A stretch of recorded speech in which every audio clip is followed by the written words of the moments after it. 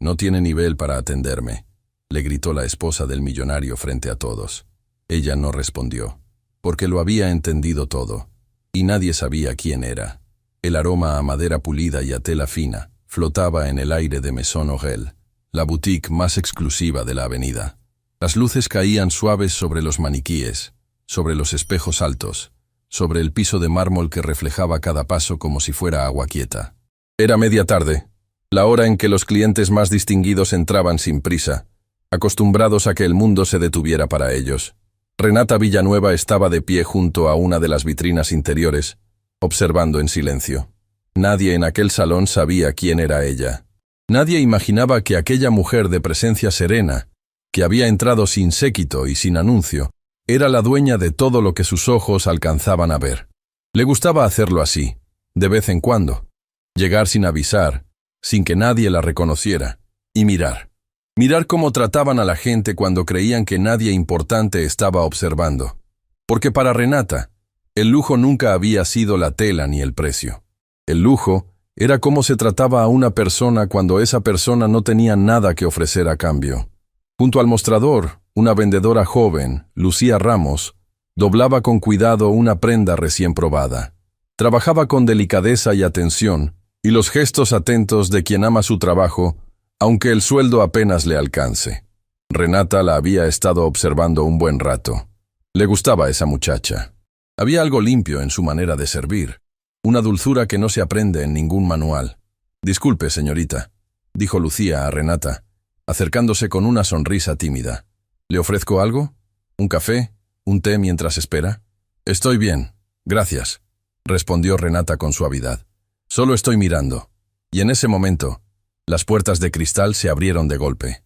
Entró una mujer con paso firme, casi militar, la barbilla en alto y la mirada recorriendo el salón como si fuera la dueña de cada rincón. Detrás de ella, unos pasos más atrás, caminaba un hombre de gesto severo, con el teléfono pegado a la oreja y la expresión de quien carga un peso invisible sobre los hombros. Eran Bianca Solano y su esposo, Augusto Salinas. El nombre de Augusto Salinas significaba algo en esa ciudad. Significaba edificios, contratos, fortunas que se movían con una firma. El grupo Vértice, su empresa, había levantado la mitad de los rascacielos del centro. Pero esa tarde, Augusto no parecía un hombre poderoso. Parecía un hombre cansado, atrapado en una llamada que claramente no iba bien. «No, escúcheme. Si ese acuerdo no se cierra, todo se viene abajo», murmuraba al teléfono, alejándose hacia un rincón. «Necesito hablar con la directora, con la dueña, con quien tome las decisiones. Llevo semanas intentándolo». Renata, desde su lugar, escuchó esas palabras, y algo en su pecho se movió apenas, como una piedra que rueda lento al fondo de un lago. Pero su rostro no cambió. Siguió en silencio. Bianca, mientras tanto, ya había puesto los ojos sobre las prendas más caras del salón. Tocaba una, la soltaba, tomaba otra, la dejaba caer sobre el mostrador sin cuidado. Lucía se acercó, dispuesta a ayudar. «Buenas tardes, señora. Bienvenida a Maison Orel. ¿Busca algo en especial?» Bianca la miró de arriba a abajo, lento, con una mueca que no necesitaba palabras. «¿Tú me vas a atender?», preguntó, alzando una ceja. «No, mi niña. Llama a alguien que de verdad sepa lo que vende. Yo no compro lo que se le antoje a una principiante». Lucía bajó la mirada. El rubor le subió a la cara como una marea de vergüenza. «Claro, señora. Discúlpeme. Permítame buscar a...». «No te disculpes. Solo apártate». Renata observaba. Cada palabra de Bianca caía sobre la muchacha como una gota de hielo. Y sin embargo, Renata no se movió. Todavía no. Lucía hizo lo que pudo. Buscó una prenda, la presentó con manos temblorosas, intentó hablar de la calidad de la confección, pero Bianca apenas la escuchaba. Resoplaba, ponía los ojos en blanco, suspiraba con un fastidio teatral, como si atender una tienda fuera una ofensa personal contra ella. «Esto no me sirve», dijo al fin, empujando las prendas hacia un lado. «¿Sabes qué? Quiero hablar con quien manda aquí, con la encargada, porque está claro que a mí no me pueden atender con esto». Y entonces sus ojos se posaron en Renata. La vio de pie, tranquila, con esa elegancia callada que no grita pero que se nota. Bianca, en su lógica torcida, asumió de inmediato que aquella mujer serena debía ser una empleada de mayor rango, una supervisora, alguien con más categoría que la pobre Lucía. Tú, dijo Bianca señalándola con el dedo, tú pareces tener más cerebro que la otra. Ven, atiéndeme tú. Renata la miró. No respondió de inmediato. Solo la observó, con una calma que, de haberla notado, debería haber puesto nerviosa a cualquiera. ¿No me escuchaste?, insistió Bianca alzando la voz. Te dije que vengas, que me atiendas. Con gusto puedo escucharla, dijo Renata, con una serenidad que no encajaba en el momento. Dígame qué necesita. Necesito a alguien que sepa lo que hace. Quiero ver las piezas de la colección privada. Las de verdad, no estas cosas que andan colgando para cualquiera. Renata asintió despacio. Comprendo. ¿Y para qué ocasión busca usted? Bianca soltó una risa seca, mirando a su alrededor como buscando un público para su desprecio. Para una gala. Una de esas a las que tú nunca vas a entrar, querida. Se inclinó apenas hacia adelante, bajando la voz, pero no tanto como para que los demás no la escucharan. Mira, voy a ser clara contigo, para que no perdamos tiempo. Tú no tienes nivel para atenderme. Se te nota. Llama a tu jefe, al dueño de esto, a alguien que esté a mi altura, no a una cualquiera. El salón entero pareció contener el aliento. Lucía, a unos metros, se llevó la mano a la boca. Don Ernesto, el viejo sastre de la casa, que había salido del taller atraído por el alboroto, se quedó paralizado en el umbral. Conocía a Renata desde hacía más años de los que quería contar, y sabía exactamente quién acababa de ser insultada delante de todos. Pero Renata no se inmutó. No hubo rabia en su rostro, no hubo lágrimas, no hubo la temblorosa indignación que Bianca probablemente esperaba provocar. Hubo, en cambio, algo mucho más inquietante. Una calma profunda, casi triste. La calma de quien ya ha visto demasiado de la vida, como para sorprenderse por la crueldad de una persona. Entiendo, dijo Renata, en voz baja. Y en su interior, sin que nadie lo supiera, algo se había encendido. No la ira, la memoria. Porque mientras Bianca hablaba, mientras la señalaba y la humillaba frente a todos, Renata la miraba con una atención distinta. No miraba su arrogancia, miraba algo debajo de ella, un gesto, una manera de morderse el labio cuando creía que nadie la veía. Una forma de tensar los hombros, que no era de alguien acostumbrada al poder, sino de alguien que finge estarlo. Y Renata, que había aprendido a leer a las personas en los años más duros de su vida, sintió que ese rostro lo había visto antes, hacía mucho, en otro lugar, en otra época, cuando ninguna de las dos tenía nada, pero no dijo nada, todavía no. Permítame un momento, dijo Renata. Voy a traerle lo que busca. Por fin alguien con sentido común, resopló Bianca cruzándose de brazos. Y apúrate, no tengo todo el día. Renata caminó con paso tranquilo hacia el fondo del salón. Al pasar junto a Lucía, se detuvo apenas. La muchacha tenía los ojos húmedos, la dignidad herida. No bajes la cabeza, le susurró Renata. Lo que hiciste estuvo bien. Tú la trataste con respeto. Eso vale más de lo que ella jamás va a entender. Lucía la miró sin comprender. ¿Quién era aquella mujer que hablaba con tanta autoridad y tanta dulzura al mismo tiempo? Don Ernesto se acercó a Renata cuando ésta llegó cerca del taller. Le habló en voz muy baja, casi tembloroso. Renata, ¿quieres que diga algo? ¿Quieres que la saque de aquí? Nadie tiene derecho a hablarte así. Tú, de entre todas las personas. No, Ernesto, respondió ella, posando una mano sobre el brazo del anciano. No vamos a hacer nada de eso. Pero ella no sabe quién eres. Lo sé. Renata miró por encima del hombro, hacia donde Bianca esperaba, impaciente, dándose aire con la mano. Y hay algo que ella todavía no sabe que yo sí recuerdo. ¿De qué hablas? Renata no respondió enseguida. Sus ojos se quedaron fijos en Bianca, y por un instante brevísimo, su expresión serena se quebró. Fue solo un segundo, pero en ese segundo, don Ernesto vio algo que no había visto nunca en ella. Vio dolor, un dolor viejo, guardado, de esos que uno cree haber enterrado y que de pronto regresan con el rostro de alguien. Esa mujer, dijo Renata, casi para sí misma, No siempre se llamó Bianca Solano. Don Ernesto frunció el ceño. ¿Qué? Y no siempre vistió como viste hoy. Hubo un tiempo en que ella y yo... Renata se detuvo. Tragó saliva. Hubo un tiempo, Ernesto, en que ella tenía aún menos que yo. Y yo no tenía nada. El viejo sastre se quedó sin palabras. Mientras tanto, al otro lado del salón, Augusto Salinas guardaba por fin el teléfono. La llamada había terminado mal. Se le notaba en el rostro derrotado. Se acercó a su esposa, pasándose una mano por la cara. ¿Ya terminaste?, preguntó con cansancio. Tenemos que irnos. Las cosas están... complicadas. Estoy esperando a que esa mujer me traiga la colección privada, respondió Bianca, señalando con la barbilla hacia el fondo. Imagínate, Augusto, casi me atiende una novata. Tuve que poner orden. En estos lugares hay que recordarles a todos cuál es su lugar. Augusto suspiró. No tenía energía para discutir. Su mente estaba en otra parte, en el acuerdo que se le escapaba de las manos, en la empresa que sentía hundirse bajo sus pies. Bianca, por favor, hoy no estoy de humor para tus escenas. No es una escena, es educación. Algo que aquí, por lo visto, escasea. Renata regresó en ese momento. Traía consigo no una prenda, sino una pequeña carpeta de cuero, elegante y discreta. La colocó con calma sobre el mostrador, frente a Bianca. Aquí tiene, dijo. Bianca la miró con desconfianza. ¿Y esto qué es? Yo pedí ver la colección privada. No, papeles. Es lo que necesita ver antes que cualquier otra cosa, respondió Renata, y por primera vez, una sombra de firmeza atravesó su voz serena. Confíe en mí.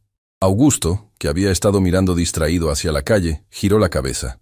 Algo en el tono de aquella mujer le llamó la atención. Un tono que no era de empleada. Un tono de alguien que está acostumbrada a que la escuchen. Bianca, contrariada, abrió la carpeta. Sus ojos recorrieron la primera línea del documento que había dentro. Y de pronto, su rostro cambió. El color se le fue de la cara. Los labios se le entreabrieron. La mano que sostenía la carpeta empezó a temblar. Apenas, pero a temblar. «Esto», murmuró Bianca, con un hilo de voz. «Esto no puede ser». Augusto se acercó intrigado. «¿Qué pasa? ¿Qué es eso?» Bianca levantó la mirada de los papeles. Buscó a Renata con los ojos, y esta vez no había desprecio en ellos. Había miedo. Un miedo crudo, antiguo. El miedo de alguien que ve aparecer un fantasma que creía haber dejado atrás para siempre. ¿Quién? ¿Quién eres tú?, balbuceó. Renata la miró largamente. Y luego, con la serenidad de quien lleva años esperando ese momento sin saberlo, respondió. Creo que ya lo sabes, Bianca. Creo que siempre lo supiste. El salón quedó en silencio. Lucía, don Ernesto, Augusto, todos sentían que algo enorme estaba a punto de revelarse. Algo que cambiaría para siempre la vida de los que estaban en aquella sala. Y afuera, indiferente a todo, la ciudad seguía girando, sin saber que en el interior de Maison Aurel acababa de comenzar la historia de una mujer a la que humillaron sin saber que tenía en sus manos el destino de todos los que la despreciaron. El silencio dentro de Maison Aurel era tan denso que se podía escuchar el latido del propio corazón. Bianca seguía con la carpeta de cuero entre las manos, y las hojas temblaban como hojas de árbol bajo el viento. Sus ojos iban del documento al rostro de Renata, del rostro de Renata al documento, una y otra vez, como si buscara una salida que no existía. «Esto es un error», dijo al fin, con la voz quebrada. «Tiene que ser un error». Renata no respondió. Solo la miraba, con esa calma que ya no parecía calma, sino algo mucho más hondo, una paciencia construida con años de dolor. Augusto, a un lado, no entendía nada. Se inclinó para mirar el papel que su esposa sostenía, pero ella, con un movimiento brusco, cerró la carpeta de golpe contra su pecho. «No», dijo Bianca, casi sin aire. «No, esto no es asunto tuyo». «¿Cómo que no es asunto mío?». Augusto frunció el ceño confundido. «Bianca, estás temblando, estás pálida. ¿Qué dice ese papel?» «Nada, no dice nada». Pero su voz la traicionaba, y Renata, que conocía esa voz mejor de lo que cualquiera de los presentes podía imaginar, supo que había llegado el momento. No de venganza. Nunca había buscado venganza, sino de verdad. «Don Ernesto», dijo Renata sin apartar los ojos de Bianca. ¿Sería tan amable de cerrar la boutique unos minutos? Esto no debería ocurrir delante de los clientes. El viejo sastre asintió, y con paso lento fue hacia la entrada. Giró el cartel del cristal, corrió apenas la cortina interior. Lucía, sin saber muy bien qué hacer, se quedó de pie junto al mostrador, paralizada, sintiendo que estaba presenciando algo que la superaba por completo. Renata caminó hacia un pequeño rincón del salón, donde había un par de sillas de respaldo alto junto a una mesa baja. Se sentó con tranquilidad y con un gesto de la mano invitó a Bianca a hacer lo mismo. «Siéntate», dijo. Y por primera vez la trató de tú, sin la distancia fría del usted. «Vamos a hablar, tú y yo. Como hace mucho tiempo no hablamos». Bianca no quería sentarse. Su orgullo, esa armadura que había tardado años en construir, le gritaba que se diera la vuelta y saliera de allí con la cabeza en alto. Pero sus piernas no le obedecieron. Algo más fuerte que su orgullo la empujó hacia la silla. La memoria, quizás, o el miedo, o las dos cosas, que muchas veces son la misma. Se sentó. Augusto los miraba a las dos, de pie, desconcertado, sintiendo que el suelo se movía bajo sus pies sin saber por qué. «Alguien me va a explicar qué está pasando aquí», dijo, con una mezcla de cansancio y angustia. «Por favor». Renata levantó la mirada hacia él, y en sus ojos había una compasión sincera, la de quien está a punto de derribar el mundo de otra persona, y lamenta tener que hacerlo. «Señor Salinas», dijo, «usted entró hoy a esta boutique buscando a la dueña, a la directora de la Maison, a la persona con la que lleva semanas intentando hablar para salvar a su empresa. ¿No es así?» Augusto se quedó helado. «¿Cómo sabe usted eso?» «Porque esa persona soy yo». Las palabras cayeron sobre el salón como una piedra en agua quieta. Lucía contuvo una exclamación. Don Ernesto desde la puerta cerró los ojos un instante, como quien por fin escucha decirse en voz alta algo que llevaba guardando demasiado tiempo. «Mi nombre es Renata Villanueva», continuó ella, con voz firme pero sin un gramo de arrogancia. «Soy la fundadora y dueña de Maison Orel. La empresa con la que su grupo Vértice necesita firmar para no hundirse, la que tiene el contrato que usted persigue desde hace semanas, es la mía». Augusto se llevó la mano a la frente. La cabeza le daba vueltas.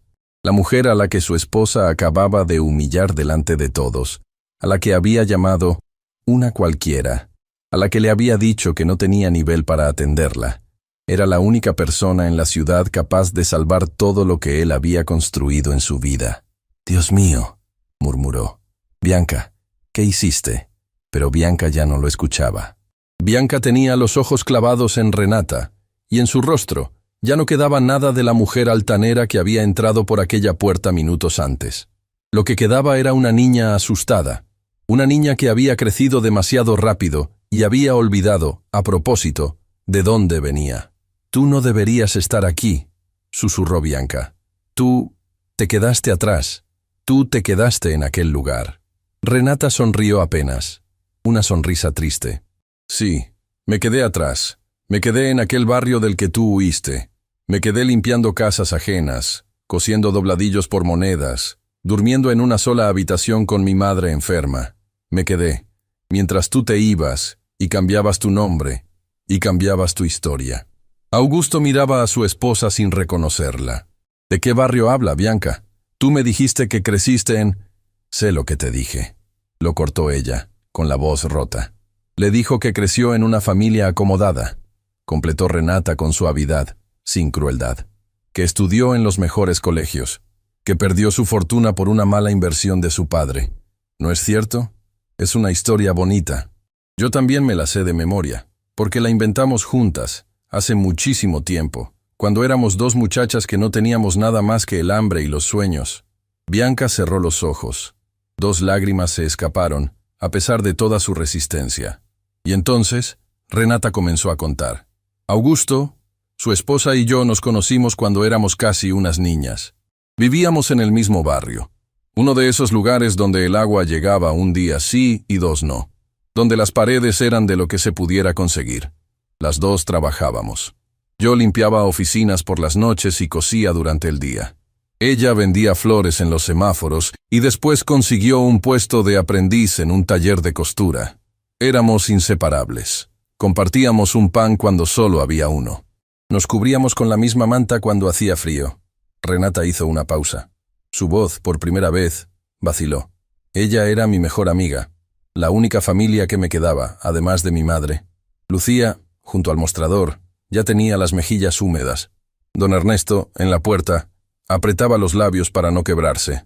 Soñábamos juntas, siguió Renata. Yo soñaba con tener mi propia casa de moda algún día. Diseñaba en servilletas, en pedazos de cartón, en lo que encontrara. Y ella soñaba con escapar, con dejar atrás la pobreza, el hambre, la vergüenza. Decía que un día iba a ser alguien, que nadie volvería a mirarla por encima del hombro nunca más. Augusto escuchaba sin moverse, como si cada palabra le revelara a una mujer completamente distinta a la que creía conocer. Un día, continuó Renata, y aquí su voz se hizo más baja, más cuidadosa, como quien toca una herida que nunca terminó de cerrar. Llegó una oportunidad, una sola. Un diseñador importante buscaba a una joven aprendiz para llevarla a la capital, para formarla, para abrirle las puertas de un mundo con el que las dos solo nos atrevíamos a soñar. Era una sola plaza, una. Y nos la ofrecieron a las dos para que decidiéramos quién iría. El salón entero parecía haberse encogido alrededor de su voz. Yo no podía ir, dijo Renata. Mi madre estaba enferma. No podía dejarla sola. Así que le dije a ella, ve tú, y cumple el sueño de las dos. Y cuando puedas, cuando estés arriba, acuérdate de mí. Vuelve por mí. Renata respiró hondo. Ella me prometió que lo haría. Me lo juró. Me abrazó. Lloró. Me dijo que jamás me olvidaría, que volvería a buscarme, que un día tendríamos juntas nuestra casa de moda. Hizo una pausa larga, tan larga que el silencio dolía. Nunca volvió, dijo al fin. Nunca escribió. Nunca preguntó por mí. Desapareció, como si yo jamás hubiera existido. Mi madre murió ese invierno, y yo enterré a mi madre sola, sin la única amiga que me quedaba en el mundo. Bianca lloraba ahora abiertamente, con el rostro entre las manos. Yo no podía volver, murmuró entre sollozos. Si volvía a aquel lugar, me iba a hundir con él. Tenía que dejarlo todo atrás, todo. Y eso te incluía a ti. Pensé que si te buscaba, si te recordaba, no iba a poder seguir adelante. Me convencí de que era la única manera. Lo sé, dijo Renata, y lo asombroso era que no había rencor en su voz, solo una tristeza inmensa. Durante mucho tiempo te odié, Bianca. No te voy a mentir, te odié con todas mis fuerzas. Pero después comprendí algo. Comprendí que tú no me abandonaste a mí, te abandonaste a ti misma. Mataste a la muchacha que vendía flores en los semáforos, a la que compartía su pan conmigo, a la que tenía el corazón más generoso que conocí. La mataste para construir a esta otra mujer, a Bianca Solano. Y el problema de matar a quien fuiste es que pasas el resto de tu vida con miedo de que alguien la encuentre. Augusto se dejó caer en la silla más cercana. Tenía la mirada perdida, como un hombre que acaba de descubrir que vivió años junto a un misterio. Por eso, dijo lentamente atando los cabos, siempre evitaste hablar del pasado. Por eso te incomodaban las personas humildes. Por eso humillas a quien sirve, a quien trabaja, a quien limpia. Porque les tienes miedo. Porque cada una de ellas te recuerda a la que fuiste. Bianca no respondió, pero su llanto lo dijo todo. Renata se levantó, caminó hacia Bianca y, para sorpresa de todos, se arrodilló frente a ella. Le tomó las manos, esas manos temblorosas que aún sostenían la carpeta. Mírame, le dijo con dulzura. Mírame, Bianca. Bianca levantó el rostro, deshecho, desnudo de toda máscara. Yo no vine aquí a destruirte, dijo Renata. Aunque ese papel que tienes en las manos podría hundir a tu esposo en un instante. Aunque podría darme la justicia que durante años creí que merecía. No vine por eso. Vine porque la vida, de una manera que ni yo entiendo, te puso de nuevo frente a mí. Y necesito que entiendas algo. El dolor que cargas no se cura humillando a los demás. Se cura enfrentando a la única persona a la que llevas años huyendo. A ti misma. El llanto de Bianca se volvió incontenible. Eran lágrimas distintas a las del miedo. Eran las lágrimas de algo que se rompe por dentro después de años de estar congelado.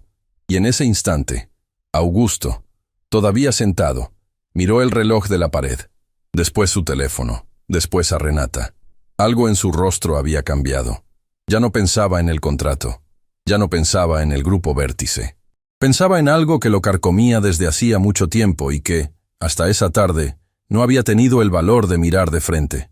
«Hay algo que ustedes no saben», dijo Augusto de pronto, con voz hueca. Las dos mujeres voltearon a verlo. «Hay una razón por la que necesito ese contrato con tanta desesperación. Una razón que no le he dicho a nadie, ni a ti, Bianca». Tragó saliva. «El grupo Vértice no está en crisis por una mala temporada. Está en crisis porque hace años tomé una decisión. Una decisión de la que me arrepiento cada día de mi vida. Y creo que esa decisión tiene que ver con ustedes dos más de lo que se imaginan». Renata sintió un escalofrío recorrerle la espalda. «¿De qué está hablando, señor Salinas?» Augusto bajó la mirada hacia sus propias manos, como si en ellas pudiera ver algo que lo perseguía. «Del barrio del que ustedes vienen», dijo en voz muy baja. «Del taller de costura donde ella trabajó de aprendiz». Levantó los ojos, y estaban llenos de una culpa antigua. «Yo sé lo que pasó ahí, y sé por qué ese lugar desapareció». El aire pareció abandonar la sala. Bianca dejó de llorar de golpe. Renata se quedó inmóvil, y afuera, la tarde empezaba a caer sobre la ciudad, como si el mismo cielo se preparara para escuchar una verdad que llevaba demasiados años enterrada. Las palabras de Augusto quedaron suspendidas en el aire, pesadas, imposibles de ignorar. «Yo sé lo que pasó ahí», había dicho, «y sé por qué ese lugar desapareció». Renata sintió que el suelo se inclinaba bajo sus pies, pero no perdió la compostura. Nunca lo hacía delante de los demás. Se volvió hacia Lucía, que seguía de pie junto al mostrador, conmovida y confundida a partes iguales. «Lucía», dijo con dulzura, «¿podrías subir a mi despacho y preparar un poco de té? Vamos a necesitar privacidad». La muchacha asintió. Antes de marcharse sin querer, dejó caer una pequeña libreta que llevaba escondida bajo el brazo. Las hojas se abrieron en el piso, y Renata alcanzó a ver lo que había en ellas. Bocetos, vestidos dibujados a lápiz, líneas inseguras pero llenas de talento, sueños de una chica que diseñaba a escondidas mientras servía a otros. Renata recogió la libreta y se la devolvió. La miró a los ojos. «¿Tú dibujas esto?» Lucía bajó la vista, avergonzada. «Perdón, señora. Sé que no debería traerlo al trabajo. Es solo que algún día quiero estudiar diseño, aunque sé que para alguien como yo eso es casi imposible». Renata sostuvo la libreta un instante más de lo necesario. Algo en su pecho se apretó. Vio en aquella muchacha a otra joven de hace mucho tiempo. Una que también dibujaba vestidos en pedazos de cartón sin atreverse a soñar en voz alta. «Nada es imposible para quien tiene esto», dijo, devolviéndole la libreta con firmeza. «Guárdala bien. Hablaremos de tu futuro. Te lo prometo». Lucía subió las escaleras con el corazón latiéndole distinto. Y los tres adultos quedaron solos en el salón, rodeados de espejos que parecían multiplicar el peso de lo que estaba por venir. Renata se volvió hacia Augusto. «Hable. ¿Qué tiene que ver usted con el barrio donde nacimos?» Augusto se pasó las manos por el rostro. Parecía haber envejecido en cuestión de minutos. «Hace muchos años», empezó con la voz ronca. «Yo era joven, ambicioso. Empezaba a construir el grupo Vértice de la nada, igual que ustedes empezaron de la nada. Quería ser grande. Quería que mi nombre significara algo. Y para eso necesitaba un primer gran proyecto. Uno que me pusiera en el mapa». Hizo una pausa, tragando con dificultad. «Conseguí inversionistas, conseguí permisos. Conseguí un terreno enorme en una zona olvidada de la ciudad. Una donde nadie con dinero quería poner un pie. La compré barata. Iban a levantarse torres, un centro comercial, oficinas. El proyecto que cambió mi vida. El que me hizo rico». Renata empezó a comprender, y a medida que comprendía, una frialdad le subía por las venas. «¿Qué zona, Augusto?», preguntó, y por primera vez su voz perdió el sosiego. «Dígame qué zona». Augusto levantó la mirada. Sus ojos estaban húmedos. «La de ustedes», dijo. «Para construir aquella primera torre, hubo que despejar el terreno. Y en ese terreno había un barrio, casas humildes, talleres, familias, cientos de personas que no tenían a dónde ir. El salón se llenó de un silencio que cortaba. Las desalojamos», continuó él, y cada palabra le salía como una confesión arrancada del alma, con papeles, con permisos, con todo en orden ante la ley. Pero por dentro yo sabía que estaba destruyendo el único hogar que esa gente tenía. Me dije que era el precio del progreso, que alguien tenía que pagarlo, que no era mi culpa. Me repetí esas mentiras durante años para poder dormir. Bianca, que había dejado de llorar, lo escuchaba con la boca entreabierta, blanca como el papel. «El taller», dijo ella, con un hilo de voz. «El taller de costura donde yo aprendí, donde Renata y yo soñábamos. ¿Tú lo demoliste?» Augusto cerró los ojos y asintió. «Sí». Renata se llevó una mano al pecho. Toda su vida había imaginado que aquel taller, aquel pequeño refugio donde ella diseñaba en servilletas, simplemente había cerrado, como cierran tantas cosas de los pobres, sin explicación, sin nadie que las defienda. Nunca había sabido que detrás de su desaparición había una firma, una decisión, un hombre.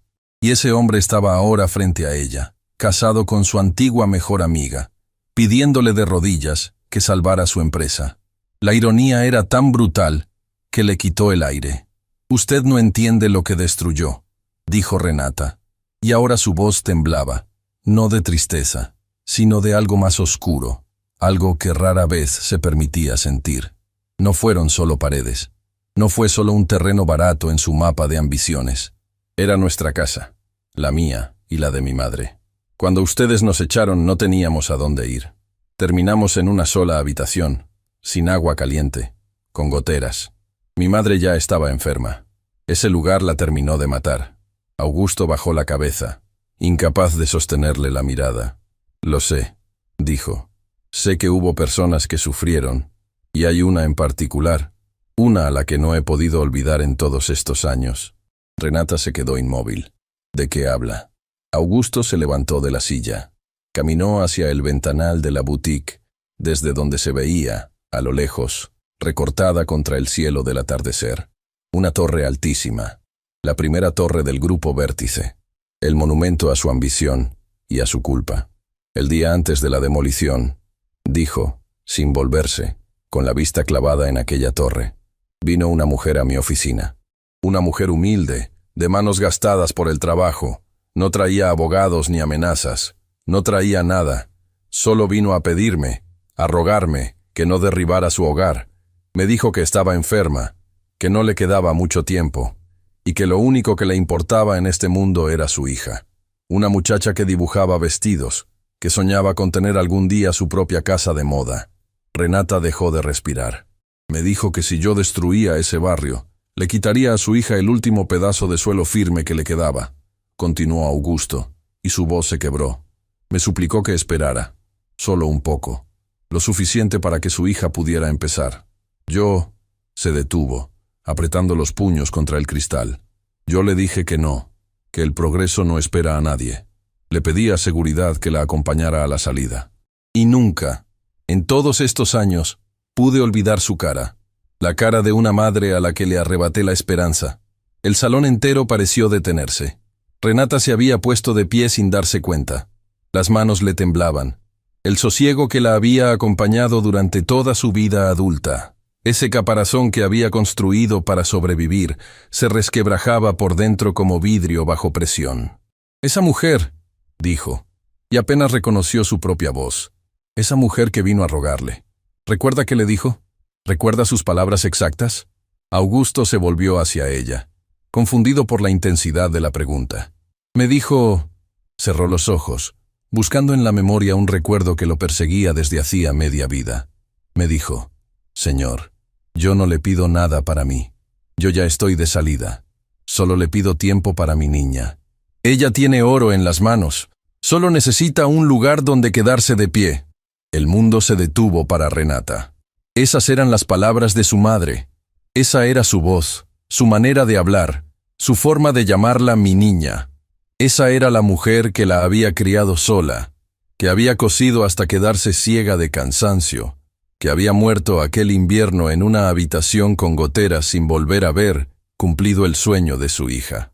La madre de Renata había ido, en sus últimos meses de vida, a rogarle a aquel hombre, y aquel hombre la había echado. Era mi madre, dijo Renata. La frase cayó como una sentencia.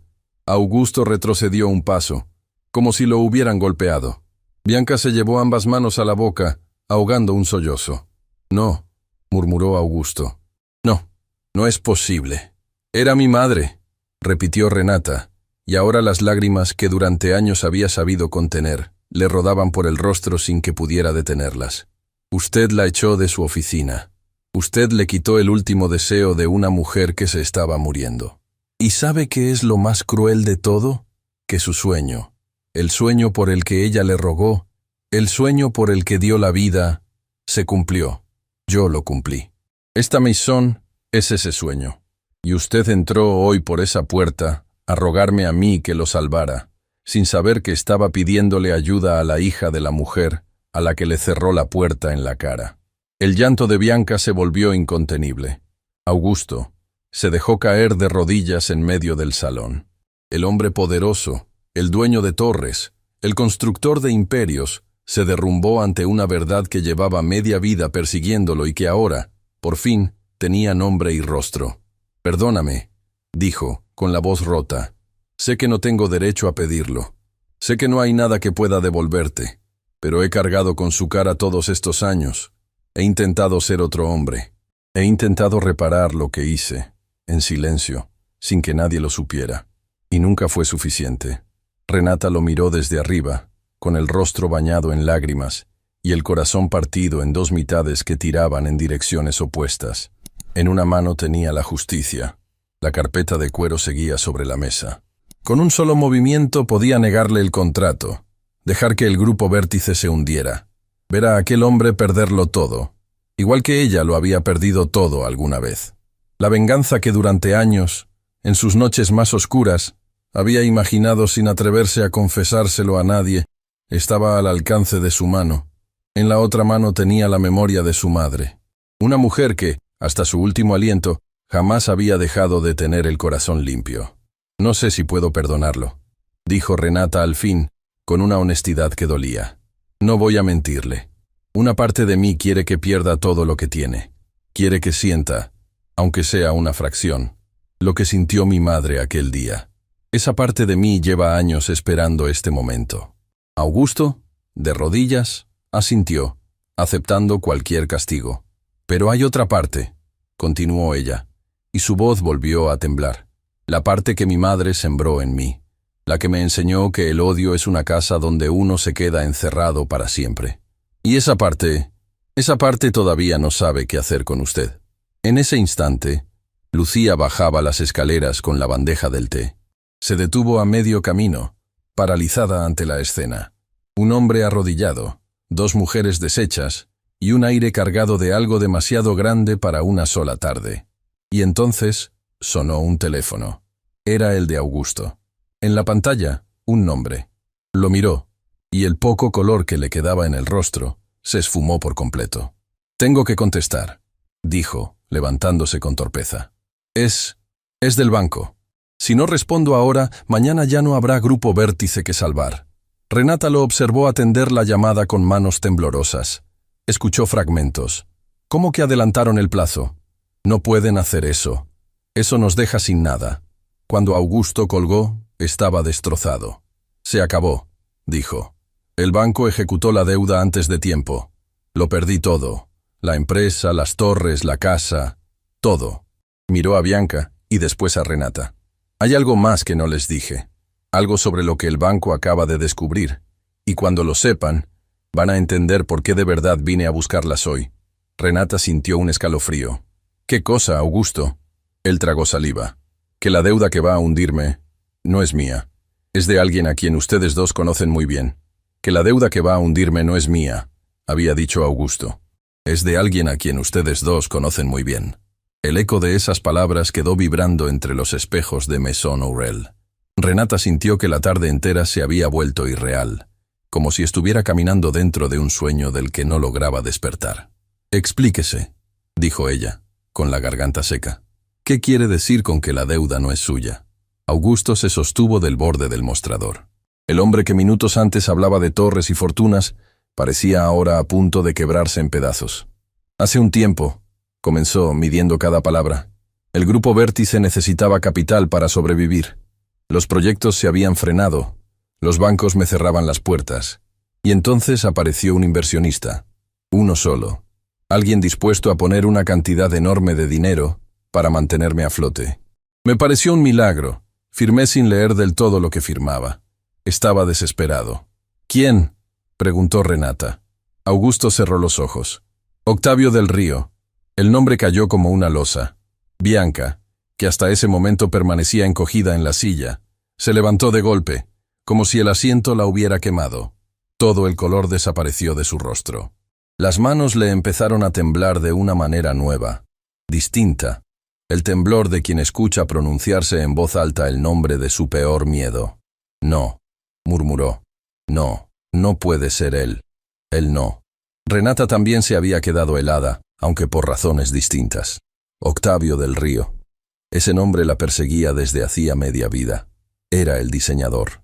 El hombre poderoso que, cuando ella y Bianca eran apenas dos muchachas hambrientas, había llegado al barrio buscando talento joven. El que ofreció una sola plaza, una sola oportunidad, para llevarse a una aprendiz a la capital. El hombre por el que Renata se había quedado atrás, cuidando a su madre, mientras Bianca subía al automóvil que la alejaría para siempre. Con los años, Octavio del Río había dejado de ser solo un modisto. Su nombre se había convertido en un imperio.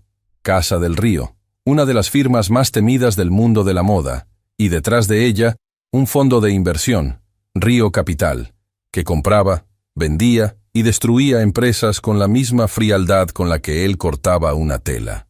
Augusto, dijo Renata lentamente, atando los hilos de una madeja que le revolvía el estómago. Octavio del Río compró su deuda. Lo sostuvo a flote a propósito. Y hoy, justo hoy, hizo que el banco adelantara el plazo para hundirlo. Sí, respondió Augusto, derrotado. Y hay algo más. Algo que descubrí hace poco y que no entendía hasta ahora. ¿Qué cosa? Augusto la miró a los ojos. Del Río no quiere mi empresa. No le interesan mis torres ni mi dinero. Desde el principio puso una sola condición para perdonar toda la deuda. Una condición que yo creí imposible y que por eso nunca te conté. Tragó saliva. Quiere Maison Orel. Te quiere a ti, Renata. Quiere tu casa de moda. Y me usó a mí, mi desesperación, para llegar hasta ti. El salón se llenó de un frío que no venía de afuera. Renata dio un paso atrás. De pronto, todas las piezas encajaban con una crueldad perfecta. El acuerdo que Augusto perseguía desde hacía semanas. La insistencia en hablar con la dueña. La casualidad de que su esposa entrara justamente a esa boutique. No había sido casualidad. Nada lo había sido. Él te envió, dijo Renata, y no era una pregunta. Te empujó hasta mi puerta. Yo no lo sabía, se defendió Augusto con la voz quebrada. Te lo juro. Del Río me dijo que necesitaba cerrar un trato con Maison Orel, que si yo lograba acercarlo, perdonaría mi deuda. Yo pensé que era un negocio normal. Nunca imaginé que detrás de todo esto había una historia tan vieja. Nunca imaginé que tú eras... que ustedes eran... No pudo terminar la frase. Bianca, mientras tanto, se había apoyado contra una columna del salón. Respiraba con dificultad. Y entonces, sin que nadie se lo pidiera, empezó a hablar. Y al hacerlo, la última de sus máscaras cayó al suelo y se hizo añicos. Yo sé lo que Octavio del Río es capaz de hacer, dijo, con la mirada perdida. Mejor que nadie, porque yo viví bajo su sombra durante años. Renata se volvió hacia ella. Bianca, cuando me subí a aquel automóvil, Renata, cuando me alejé del barrio dejándote atrás, creí que iba hacia una vida mejor. Y al principio lo pareció. Del Río me enseñó, me formó, me vistió, me dio un nombre nuevo. Bianca Solano. Hasta el nombre que llevo es invención suya. La muchacha que vendía flores en los semáforos no le servía a su imagen, así que la borró. Me convirtió en alguien presentable, en una pieza más de su colección. Las palabras salían de ella como agua de una represa que por fin se rompe. Pero todo tenía un precio, continuó. Del Río no regala nada. Cada favor era una deuda. Cada puerta que me abría se cerraba detrás de mí con una cadena. Me usó para acercarse a gente poderosa, para sus negocios, para sus tratos. Y cuando conocí a Augusto, cuando por fin creí que podía escapar y tener una vida propia, Miró a su esposo con los ojos llenos de lágrimas. Descubrí que ni siquiera eso había sido libre. Del Río sabía quién era Augusto. Sabía de su empresa. Me dejó ir solo porque le convenía tenerme cerca de él. Augusto la escuchaba como quien ve desmoronarse todo lo que creía cierto. «Me dices que nuestro matrimonio...» «Te amo, Augusto», dijo Bianca con firmeza, y por primera vez en toda la tarde, su voz sonó verdadera, sin una sola capa de fingimiento. Eso sí fue real. Es lo único en toda mi vida que fue completamente mío y verdadero. Pero Del Río lo permitió por cálculo, no por bondad. Él nunca suelta lo que considera suyo. Y yo, para él, siempre seré suya. Renata se acercó a su antigua amiga. La miró, y en su pecho ocurrió algo extraño. La rabia que había sentido hacia ella durante tantos años empezó a disolverse, reemplazada por una comprensión dolorosa. Bianca no había sido solo una traidora, también había sido una víctima. Una muchacha pobre atrapada por un hombre poderoso que la había moldeado a su antojo. «Por eso humillabas a la gente humilde», dijo Renata en voz baja. «No era solo vergüenza de tu pasado, era miedo. Vivías aterrada de que Del Río te recordara de dónde te sacó, de que, si te mostrabas débil, volvieras a ser aquella muchacha descartable». Bianca asintió, incapaz de hablar. En lo alto de la escalera, Lucía seguía de pie con la bandeja del té entre las manos, sin atreverse a moverse. Las lágrimas le corrían en silencio. Aquella muchacha, que esa misma tarde había sido tratada como si no valiera nada, comprendía ahora que la mujer que la había despreciado cargaba un dolor tan grande como el suyo. Renata caminó hacia el centro del salón. Necesitaba pensar. Necesitaba aire. Todo lo que había ocurrido en aquella tarde, el reencuentro, la confesión, la verdad sobre su madre y ahora esto, era demasiado para un solo corazón. Octavio Del Río quería a Maison Aurel. Quería arrancarle el único sueño que su madre había defendido con sus últimas fuerzas. El sueño por el que su madre había ido a rogarle a Augusto. El sueño por el que ella había trabajado toda su vida, cosiendo de noche, ahorrando moneda a moneda, levantando con sus propias manos algo de la nada. Y la ironía más amarga. Para salvar a Augusto, el hombre que había echado a su madre, tendría que entregarle su casa de moda al hombre que le había robado a su mejor amiga. Dos heridas de su pasado, unidas en una sola trampa perfecta. Renata se llevó las manos al rostro. Por un momento, solo por un momento, sintió ganas de rendirse, de dejar que todo se hundiera, de dejar que Augusto perdiera su empresa, que Del Río se quedara con las ruinas, que el mundo entero ardiera mientras ella se sentaba a llorar entre los escombros de tantos años de lucha. Pero entonces recordó algo, las palabras exactas que Augusto había repetido, las palabras de su madre. Ella tiene oro en las manos, solo necesita un lugar donde quedarse de pie. Su madre no le había heredado dinero, no le había dejado una casa, ni joyas, ni tierras. Le había dejado algo más valioso. Una manera de estar de pie. La certeza de que la dignidad no se compra ni se vende, y de que ningún hombre poderoso, por más imperios que tenga, puede arrebatarle a una persona lo que lleva por dentro. Renata bajó las manos. Cuando volvió a mirar a Augusto y a Bianca, algo en su mirada había cambiado. Ya no era la mujer dividida que dudaba entre la venganza y el perdón. Era alguien que acababa de tomar una decisión. «Escúchenme bien los dos», dijo con una voz firme que llenó todo el salón. Octavio Del Río cometió un error, uno solo, pero enorme. Creyó que podía usar el dolor de las personas como herramienta. Creyó que podía llegar hasta mí a través del miedo de Bianca y de la desesperación de Augusto. Creyó que yo, al verlos a ustedes hundidos, le entregaría mi casa para salvarlos. Calculó cada movimiento, pero hay algo que no calculó. «¿Qué?», preguntó Augusto. Renata se acercó a la mesa. Tomó la carpeta de cuero, esa misma que había hecho palidecer a Bianca al inicio de la tarde, y la sostuvo en alto. «Que nosotras tres nos íbamos a encontrar», dijo. «Y que, por primera vez en muchos años, las dos mujeres a las que Del Río creyó haber roto para siempre, iban a estar de nuevo en la misma habitación, juntas». Caminó hacia Bianca y le tendió la mano. Una mano abierta. Una oferta de tregua que ninguna de las dos había imaginado posible esa mañana.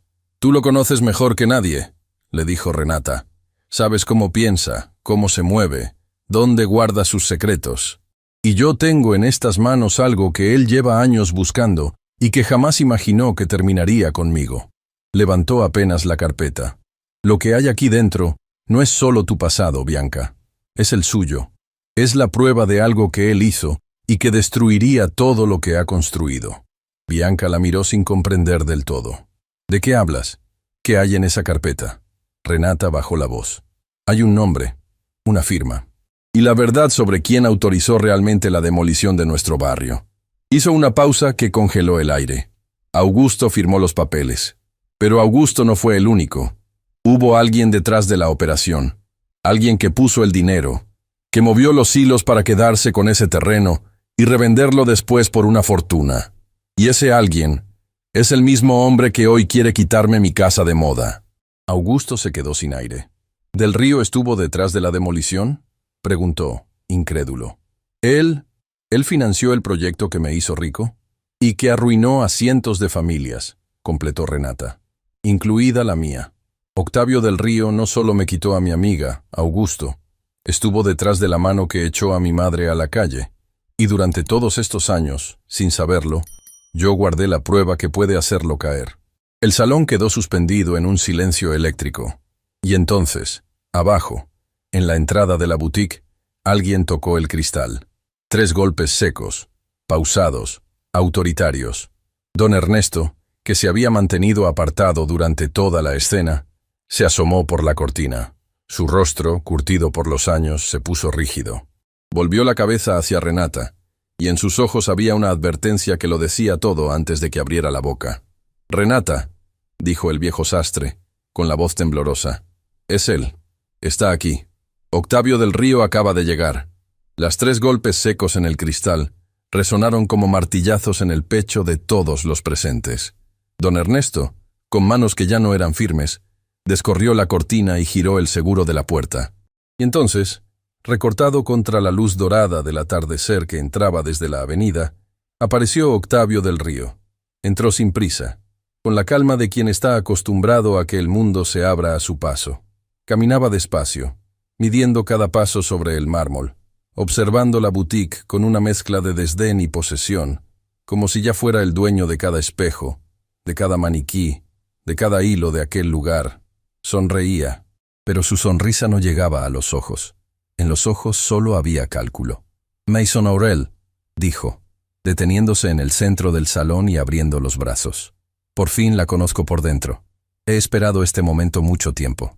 Su mirada recorrió la sala y se detuvo, una a una, en las personas que la ocupaban.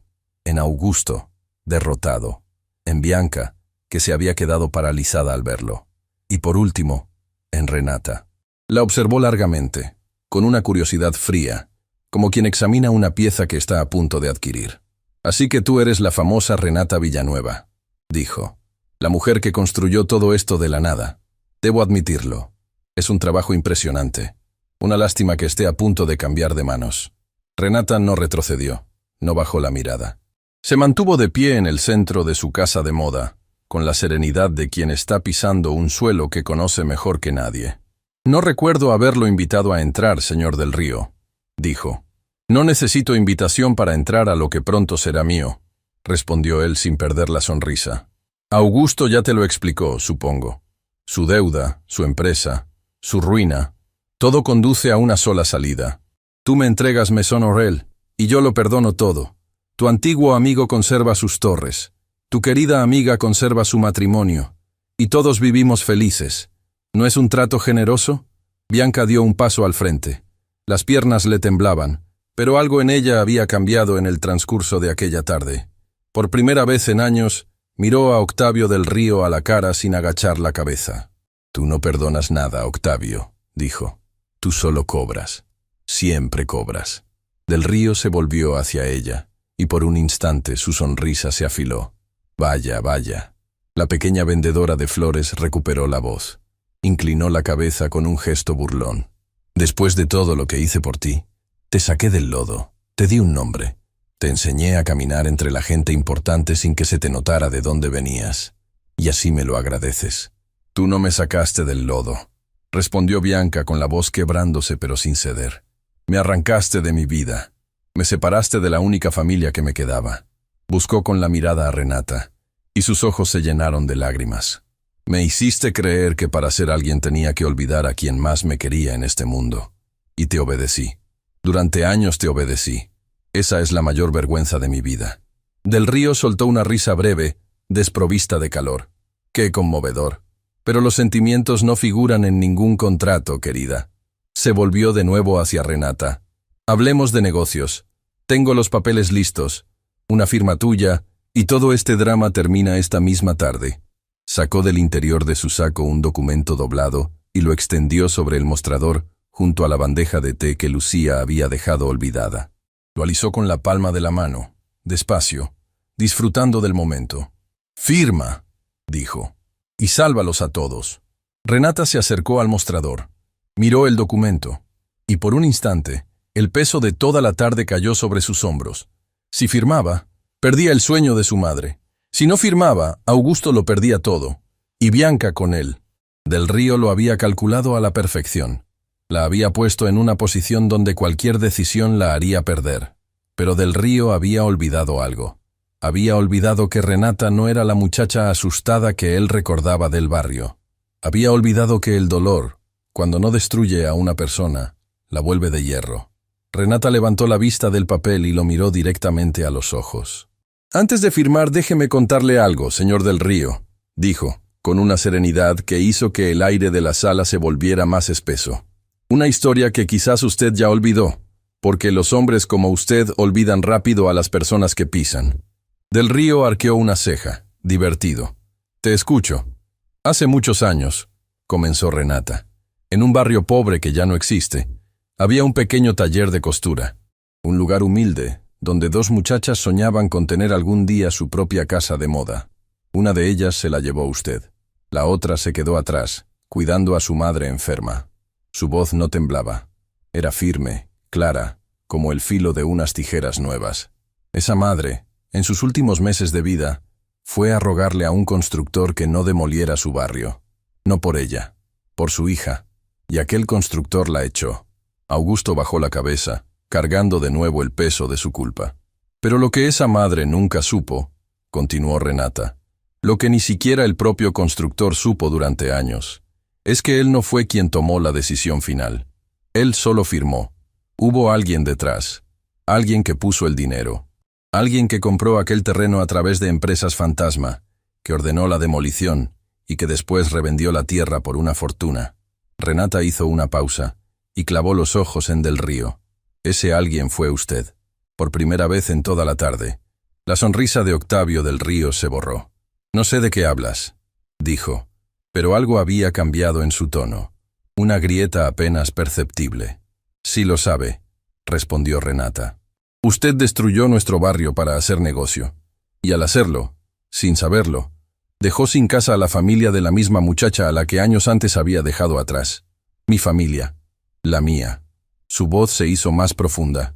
«Usted me quitó a mi amiga. Usted destruyó mi hogar. Y usted apuró la muerte de mi madre. 3 heridas, y todas llevan su firma». El salón estaba tan silencioso que se escuchaba el tic-tac del reloj de la pared. Del Río se rehizó. Volvió a sonreír, aunque esta vez con esfuerzo. «Suponiendo que algo de eso fuera cierto», dijo. «Que no lo es. ¿Qué importa? Han pasado años.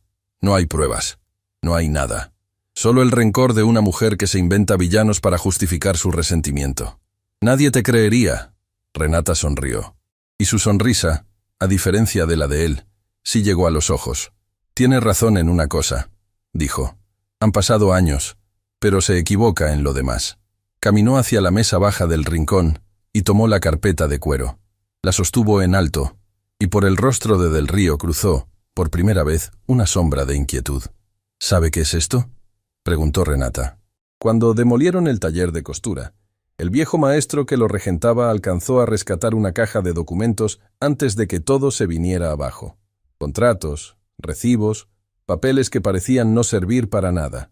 Ese hombre no tenía a quién dejárselos. Estaba solo, igual que yo. Así que, antes de morir, me los confió a mí, una muchacha que cosía dobladillos por monedas. Pensó que algún día podrían servirme. Y los guardé durante años sin entender del todo lo que tenía entre las manos. Don Ernesto, desde su rincón, dio un paso al frente. Tenía los ojos húmedos. «Ese viejo maestro era mi hermano», dijo el sastre, con voz temblorosa. «Y yo estaba ahí el día que te entregó esa caja, Renata. Lo recuerdo como si fuera hoy». Renata asintió, conmovida, y volvió a mirar a Del Río. «Dentro de esta carpeta», dijo, «están los nombres de las empresas fantasma, las firmas, los movimientos de dinero, todo lo que conecta la demolición de nuestro barrio con usted, señor Del Río. Durante años no supe lo que tenía, hasta que un día, hace no mucho, leí en una revista un reportaje sobre el gran Octavio Del Río y su imperio, y reconocí un nombre, el mismo que aparece en estos papeles. Octavio Del Río había dejado de sonreír por completo. Su rostro, antes lleno de desprecio elegante, se había endurecido en una máscara tensa.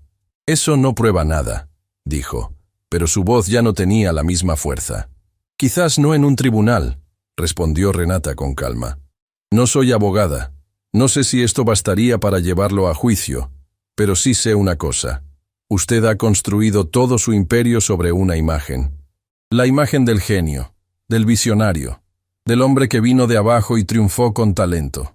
Imagine lo que pasaría si el mundo supiera que el gran Octavio Del Río amasó su primera fortuna echando a familias humildes de sus casas, que detrás de la casa del Río hay barrios enteros destruidos, que usted no es un artista, es solo un hombre que pisó a los débiles para subir».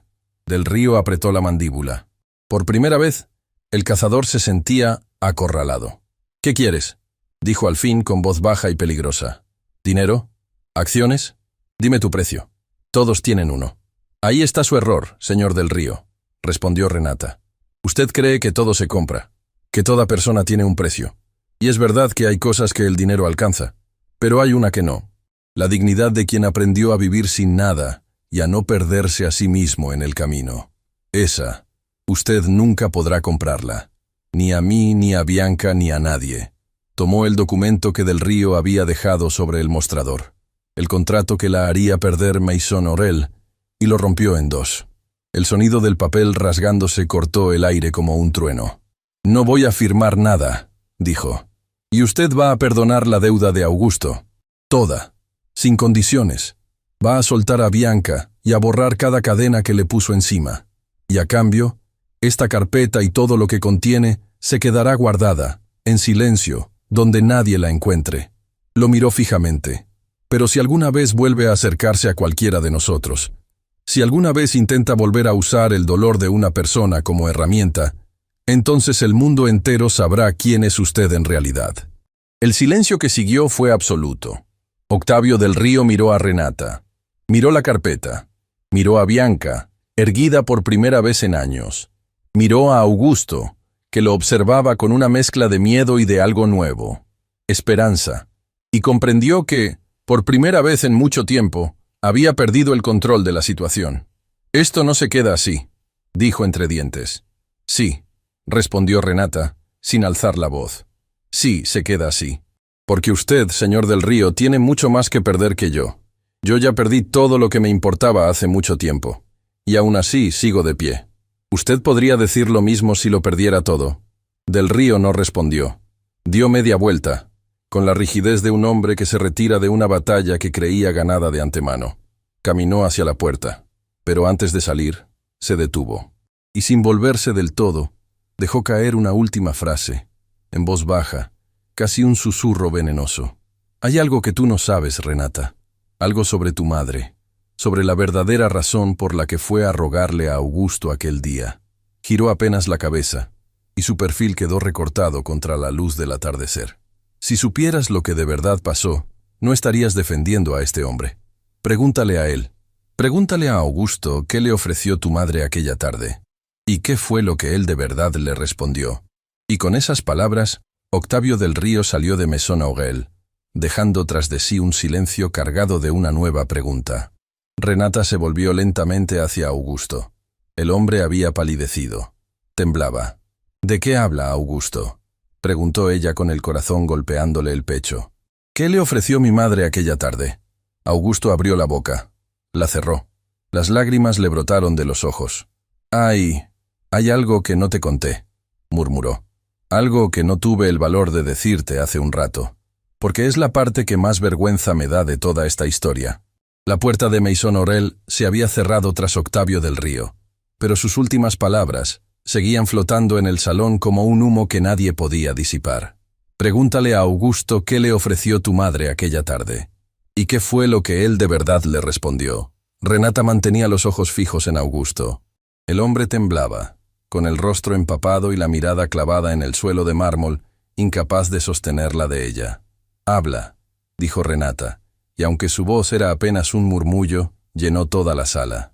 «Sea lo que sea, necesito escucharlo de tu boca, no de la suya». Augusto respiró hondo.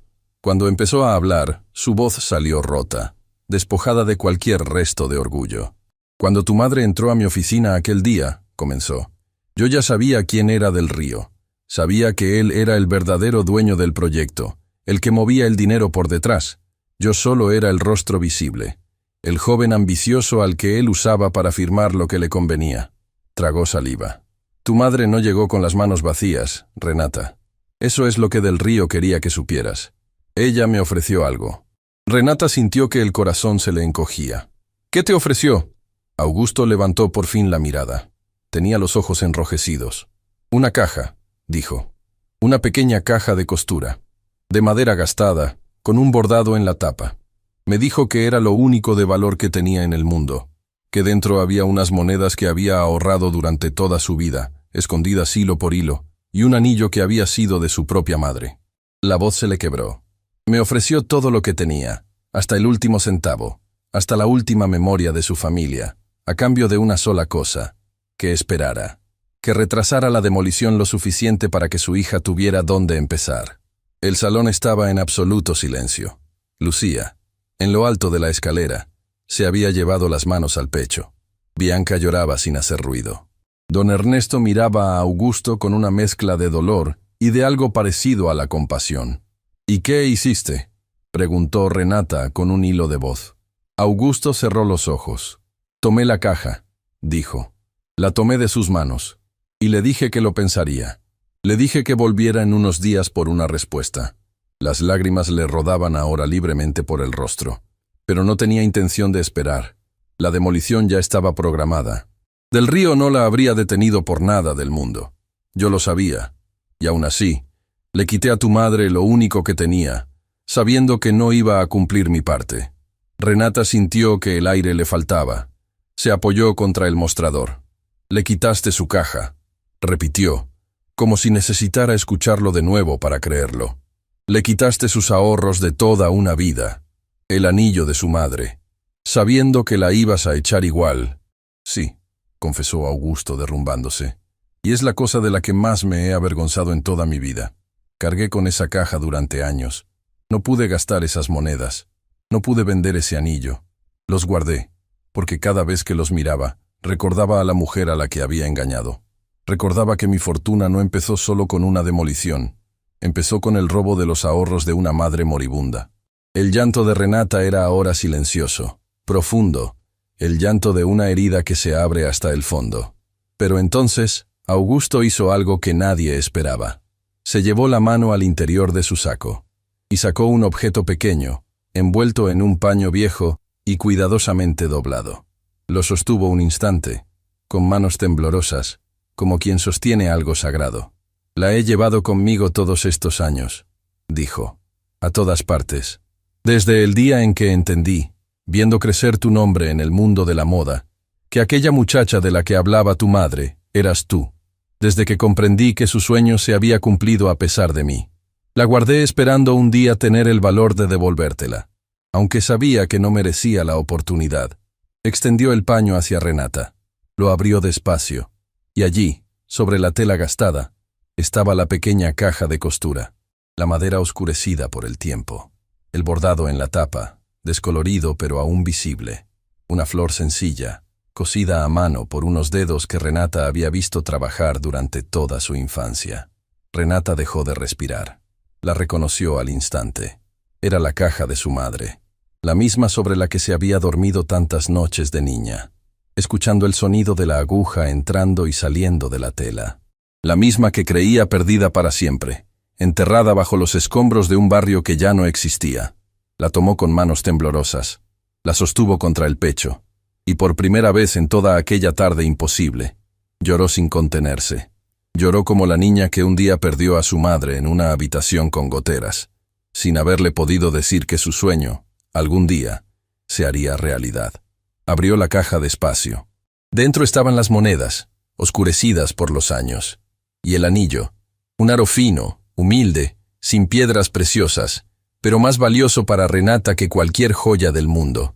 Lo tomó entre los dedos, y debajo del anillo encontró algo que no esperaba, un pequeño papel doblado, amarillento por el tiempo. Lo desdobló con cuidado, temiendo que se deshiciera entre sus dedos. Era la letra de su madre, temblorosa, hecha por una mano cansada pero inconfundible, y decía: «Mi niña, si algún día lees esto es porque la vida nos separó antes de tiempo. No llores por mí. Yo tuve la suerte más grande del mundo, ser tu madre. No te dejo dinero, no te dejo casa, te dejo algo mejor, tus manos, en ellas hay oro. No dejes que nadie, nunca, te haga creer que no tienes nivel para nada en esta vida. Tú vales más que todos los palacios juntos. Sé buena, y cuando tengas mucho, acuérdate de los que no tienen nada. Te quiere, mamá». Renata leyó la nota 2 veces, 3, y a cada lectura, algo dentro de ella se transformaba. No dejes que nadie, nunca, te haga creer que no tienes nivel para nada en esta vida. Aquella misma tarde, en aquella misma sala, Bianca le había dicho que no tenía nivel para atenderla. Y su madre, años antes de morir, había escrito esas palabras exactas en un papel, como si hubiera sabido, como si hubiera adivinado, que un día su hija necesitaría escucharlas. Renata levantó la vista. Miró a Augusto, que esperaba su sentencia con la cabeza baja, dispuesto a recibir cualquier castigo, cualquier condena, cualquier palabra de odio que ella quisiera arrojarle. Pero Renata no arrojó odio. Caminó hacia él, con la caja de su madre apretada contra el pecho. Se detuvo frente al hombre que le había arrebatado tanto. Y durante un largo instante, ninguno de los dos dijo nada. «Durante años», dijo Renata al fin con la voz cargada de lágrimas, «soñé con este momento sin saberlo. Soñé con encontrar al responsable de mi dolor y hacerle pagar. Imaginé 1000 maneras de devolverle el daño. Y ahora que lo tengo frente a mí, ahora que podría destruirlo con una sola palabra, descubro que ya no quiero hacerlo». Augusto levantó la mirada, incrédulo. «No te perdono por ti», continuó Renata. «No todavía. Quizás el perdón completo me lleve el resto de mi vida, y no voy a mentirte diciendo que ya llegó, pero te devuelvo tu paz por ella, por mi madre, porque su última voluntad, escrita de su puño y letra, fue que yo me acordara de los que no tienen nada. Y mírate, Augusto, mírate. A pesar de tus torres y tu dinero, hoy no tienes nada. Eres uno de ellos». Augusto se quebró por completo. Cayó de rodillas frente a ella, no como un hombre poderoso, sino como un ser humano que por fin podía soltar un peso que había cargado durante media vida. «No merezco esto», sollozó. «No merezco tu bondad». «No», dijo Renata con suavidad. «No la mereces. Por eso se llama gracia. La gracia no se merece. Se recibe y se devuelve». Bianca se acercó entonces, con pasos vacilantes. Se arrodilló junto a su esposo y miró a Renata con los ojos de la muchacha que un día había sido, la que vendía flores en los semáforos, la que compartía un pan cuando solo había uno. «Renata», dijo con la voz rota, «sé que no tengo derecho a pedírtelo, después de cómo te traté hoy, después de cómo te abandoné hace tantos años, pero ¿crees que algún día podrías...?» «Tú nunca dejaste de ser mi amiga, Bianca», la interrumpió Renata, y se arrodilló también, quedando las 3 figuras unidas en el centro del salón. «Solo te perdiste. Te perdiste tanto que olvidaste el camino de regreso. Pero el camino siempre estuvo aquí. Siempre». Y las 2 mujeres, separadas por años de silencio, de traición y de dolor, se abrazaron por fin. Un abrazo que olía a barrio pobre, a pan compartido, a sueños dibujados en pedazos de cartón. Un abrazo que ningún imperio, ningún del Río, Ninguna fortuna había logrado borrar del todo. Don Ernesto, desde su rincón, se secó las lágrimas con el dorso de la mano. Y en lo alto de la escalera, Lucía lloraba también, abrazada a su pequeña libreta de bocetos, sin saber aún que aquella escena cambiaría también el rumbo de su propia vida. Cuando por fin se separaron, Renata se puso de pie y ayudó a Augusto y a Bianca a levantarse. «Ahora escúchenme», dijo recuperando la firmeza. «Esto no termina aquí. Del Río salió de aquí derrotado, pero los hombres como él no se rinden tan fácil. Va a intentar algo. Lo conozco. Lo conoces tú mejor, Bianca». Miró a su antigua amiga. «Y por eso vamos a adelantarnos. Vamos a protegernos los tres. Y vamos a hacer algo que él jamás esperaría». «¿Qué cosa?», preguntó Augusto. Renata miró la caja de costura que aún sostenía. Miró la nota de su madre. Y una idea, clara y luminosa, empezó a tomar forma en su mente. «Vamos a convertir el dolor en algo bueno», dijo. «Del Río construyó su imperio destruyendo barrios pobres. Nosotros vamos a usar lo que tenemos para reconstruir lo que él destruyó. Pero eso lo hablaremos mañana. Hoy ya hubo suficiente». Subió la escalera hacia donde Lucía la esperaba. La muchacha intentó secarse las lágrimas, avergonzada de que la vieran llorar. «Lucía», dijo Renata con dulzura, «hoy presenciaste cosas que ninguna persona debería ver en su primer año de trabajo. Y aún así, no te moviste de tu lugar. Te quedaste, como me quedé yo una vez. Señora, yo solo no sabía qué hacer». «Hiciste lo correcto», dijo Renata. «Y ahora yo voy a cumplir la promesa que te hice hace unas horas». Tomó la pequeña libreta de bocetos de las manos de la muchacha y la hojeó con cuidado, deteniéndose en cada dibujo. «Hay oro en estas manos, Lucía, igual que lo había en las mías, y no voy a permitir que el mundo te haga creer lo contrario. A partir de mañana, dejas de ser solo vendedora. Vas a estudiar diseño. Aquí, conmigo. Yo me encargo de todo». Lucía la miró sin poder creerlo. Las lágrimas le volvieron a brotar, pero esta vez eran lágrimas distintas. ¿Por qué hace esto por mí?». Renata sonrió. Y por primera vez en mucho tiempo, su sonrisa no cargaba ningún dolor antiguo, solo paz. «Porque alguien, hace mucho tiempo, escribió que cuando yo tuviera mucho, me acordara de los que no tienen nada», dijo, apretando la caja contra su pecho. «Y hoy, por fin, voy a cumplir esa promesa». Afuera, la noche caía sobre la ciudad. Pero dentro de Maison Aurel, después de la tormenta más larga, algo parecido a la luz, empezaba a abrirse paso. Lo que ninguno de ellos sabía aún era que Octavio del Río, en ese preciso instante, preparaba su último movimiento, y que el día siguiente pondría a prueba, de la manera más inesperada, todo lo que aquella tarde habían reconstruido. La mañana llegó sobre la ciudad con una luz limpia, casi tímida, como si el cielo también supiera que el día anterior había sido demasiado largo. Renata llegó temprano a Maison Aurel, antes que nadie, con la pequeña caja de costura de su madre guardada en el bolso, junto al corazón. No pensaba separarse de ella nunca más, pero al doblar la esquina de la avenida, supo de inmediato que algo andaba mal.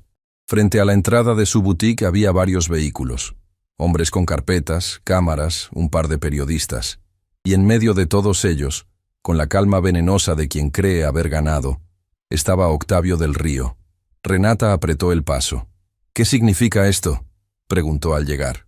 Del Río se volvió hacia ella con una sonrisa amplia, teatral, hecha para las cámaras. «Buenos días, Renata», dijo en voz alta, para que todos lo escucharan. «Lamento traerte malas noticias tan temprano, pero los negocios no esperan». Levantó un documento.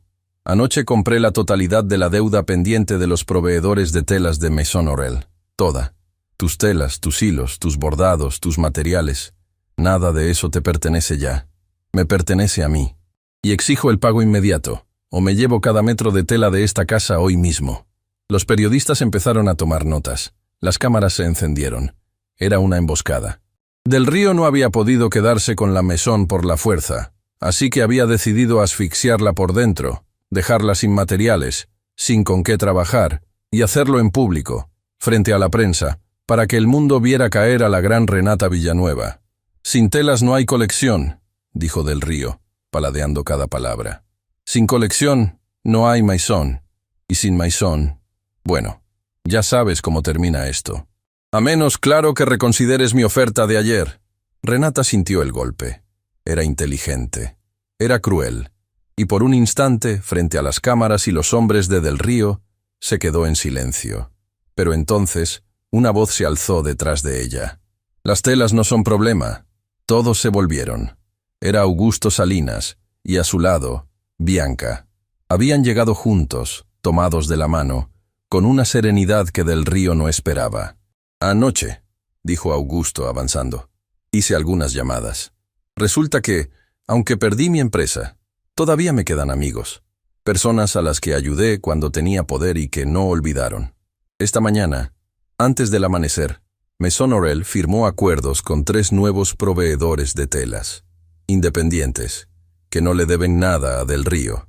Le entregó una carpeta a Renata. Tus materiales están asegurados, por años. Del Río frunció el ceño. Eso es imposible. Yo controlo a los principales proveedores de la ciudad. De la ciudad, sí, intervino Bianca, dando un paso al frente, mirándolo a los ojos sin un solo temblor. Pero olvidas algo, Octavio. Yo pasé años a tu lado. Conozco a cada proveedor del país. Conozco a los pequeños, a los que tú despreciabas por no ser lo bastante grandes.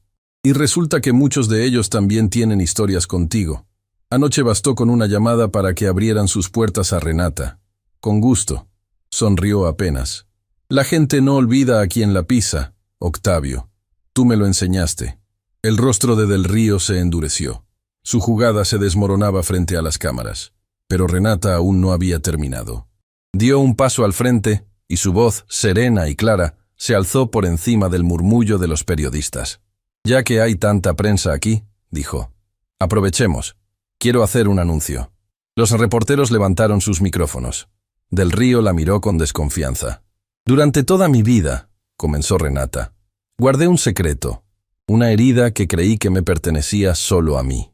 Hace muchos años existió un barrio humilde en esta ciudad, un lugar de gente trabajadora, de familias honestas, de sueños pequeños y verdaderos. Ese barrio fue demolido para construir torres y fortunas. Cientos de familias perdieron su hogar. Mi madre fue una de ellas. Y yo, una niña que dibujaba vestidos en pedazos de cartón, lo perdí todo. Las cámaras grababan en silencio absoluto. Durante años creí que ese dolor era mi ruina, continuó. Pero hoy entiendo que fue mi raíz. Por eso quiero anunciar la creación de la Fundación Manos de Oro.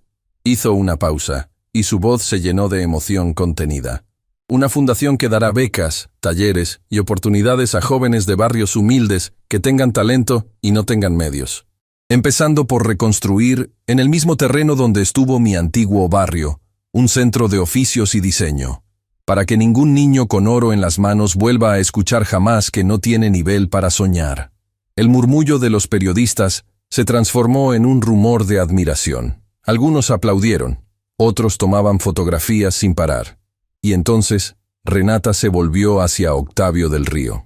Lo miró de frente, sin rencor, pero sin una sola grieta de debilidad. «Está usted invitado a colaborar, señor Del Río», dijo, con una sonrisa serena que era, en sí misma, la mayor de las victorias. «Después de todo, usted conoce muy bien ese terreno. Sería una hermosa manera de devolver lo que un día se tomó». Del Río comprendió en ese instante que había perdido, no solo el negocio. Había perdido la narrativa. Frente a las cámaras, frente a la ciudad entera, la mujer a la que pretendía destruir acababa de convertir su propio dolor en un acto de generosidad que lo dejaba a él, para siempre, del lado equivocado de la historia. Esto empezó, pero las palabras se le atascaron en la garganta. Por una vez, el hombre que todo lo controlaba no tuvo nada que decir. Subió a su vehículo sin despedirse, y se marchó, escoltado por el silencio de su propia derrota. Nunca más volvería a molestar a ninguno de ellos. Un hombre construido sobre apariencias no puede sobrevivir al día en que el mundo lo ve perder ante alguien a quien creía inferior. Cuando el último vehículo de Del Río dobló la esquina, Renata respiró hondo. El aire de la mañana nunca le había parecido tan limpio. Las semanas que siguieron fueron de un trabajo incansable, pero distinto a todo lo anterior. Era un trabajo con propósito. Augusto, que lo había perdido casi todo, encontró en la Fundación Manos de Oro una razón para levantarse cada mañana. Dedicó lo que le quedaba, su experiencia, sus contactos, su esfuerzo, a coordinar la reconstrucción del centro de oficios en el terreno de aquel barrio desaparecido. Por las noches, a veces, se quedaba solo en la obra, mirando los cimientos, y le pedía perdón en silencio a una mujer que ya no estaba, prometiéndole que esta vez construiría algo que ella habría querido ver.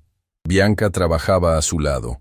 Poco a poco, la mujer altanera que había entrado a la boutique aquella tarde fue desapareciendo, y en su lugar regresó alguien que muchos creían perdida. La muchacha generosa, la que compartía su pan. Empezó a dar talleres a las jóvenes del centro, enseñándoles costura, pero también algo más valioso, a no avergonzarse jamás de su origen. El día que dejé de huir de quien fui, le confesó una tarde a Renata, mientras ordenaban telas en el taller. Empecé, por fin, a vivir. Renata la miró y sonrió, y supo que su amiga, la de verdad, había vuelto para quedarse. Don Ernesto, el viejo sastre, fue nombrado maestro principal del nuevo centro. El hombre que había guardado durante años el dolor de su hermano fallecido, encontró en cada joven que aprendía a coser una manera de honrar su memoria. Decía, entre risas, que jamás se había sentido tan joven como ahora, rodeado de manos nuevas y de sueños recién nacidos. Y Lucía floreció. Bajo la tutela de Renata, sus bocetos inseguros se transformaron en diseños firmes, luminosos, llenos de una sensibilidad que no se enseña. Tiempo después, cuando Maison Aurel presentó su nueva colección, fue una de las piezas de Lucía la que abrió el desfile. La muchacha a la que un día le dijeron que no servía ni para atender una tienda, vio su creación recorrer la pasarela bajo los aplausos. Esa noche, entre bastidores, Lucía buscó a Renata con los ojos llenos de lágrimas. «Nunca voy a poder agradecerle lo que hizo por mí», dijo.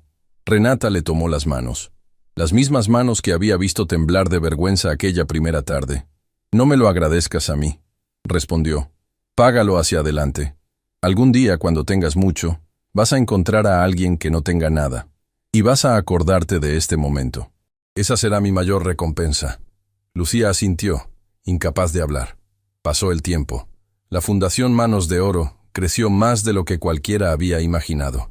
El centro de oficios, levantado sobre el suelo del antiguo barrio, se llenó de risas, de máquinas de coser, de jóvenes que llegaban sin nada y se marchaban con un oficio y con algo aún más importante, la certeza de que valían. Y en el corazón de aquel centro, en una pequeña vitrina junto a la entrada, Renata colocó un objeto, no una joya, no un premio, una pequeña caja de costura de madera gastada, con una flor bordada en la tapa, y junto a ella, enmarcada, la nota de una madre. Cada joven que entraba al centro leía esas palabras al pasar. «En tus manos hay oro. No dejes que nadie, nunca, te haga creer que no tienes nivel para nada en esta vida». Una tarde, ya con el centro en pleno funcionamiento, Renata se quedó sola frente a esa vitrina. Afuera, el sol caía despacio, tiñendo de dorado las ventanas. Adentro, se escuchaba el rumor de las máquinas, las voces jóvenes, la vida que había nacido del lugar donde una vez todo se había destruido. Renata posó la mano sobre el cristal, justo encima de la caja de su madre. «Lo logramos, mamá», susurró. «Tenías razón, siempre tuviste razón. Había oro en mis manos. Y mira en cuántas manos se convirtió». Cerró los ojos un instante, y por primera vez en toda su vida, no sintió el peso del pasado sobre los hombros. Sintió, en cambio, algo cálido y ligero, como una mano invisible posándose sobre la suya. La mano de una mujer que había dado todo lo que tenía por el sueño de su hija. Una mujer que, aunque ya no estuviera, vivía ahora en cada joven que aprendía que su origen no era una vergüenza, sino una raíz. Aquella mujer, a la que un día humillaron en una boutique, a la que le dijeron que no tenía nivel, había entendido todo. Había entendido que la verdadera riqueza nunca estuvo en las telas finas ni en los imperios. Estuvo siempre en lo que llevamos dentro y decidimos dar a los demás. Y mientras la luz de la tarde llenaba el centro de oficios construido sobre las ruinas de su dolor, Renata Villanueva sonrió. Una sonrisa limpia, completa, sin sombras, porque había convertido la herida más profunda de su vida en el regalo más hermoso para quienes vendrían después. Y eso, ningún hombre poderoso podría arrebatárselo jamás.